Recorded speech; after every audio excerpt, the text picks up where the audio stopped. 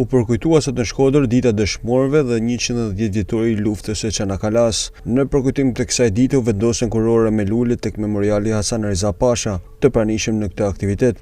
Ishin ambasadori i Turqisë në vendin tonë Tayyar Kagan, gjithashtu dhe përfaqësues të institucioneve vendore të Bashkisë dhe Prefekturës Shkodër. Në fjalën e tij, ambasadori Tagan u ndal tek lufta e Çanakkale-s dhe tek fitoria e kësaj betejë.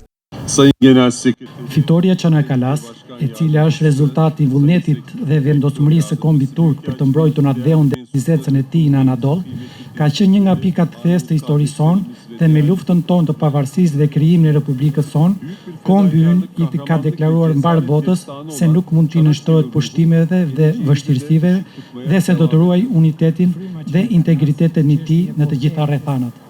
Në këtë ditë të veçantë përkujtuan edhe dëshmorët e rënë në këtë luftë. Mustafa Kemal Atatürkun, themeluesin e Republikës sonë, bashkë luftëtarët e tij, mbrojtësin e Shkodrës, Hasan Reza Pasha dhe të gjithë ata që ranë dëshmorë në frontet osmane, në Çanakkale, në luftën tonë për pavarësi, në Kore, në Kipër, në sulme terroriste armene. Si fëmijë një veterani, dëshiroj të shpreh minjoren time të veçantë veteranëve tanë heroik të gjallë dhe të uroj atyre jetë gjatë. Faleminderit.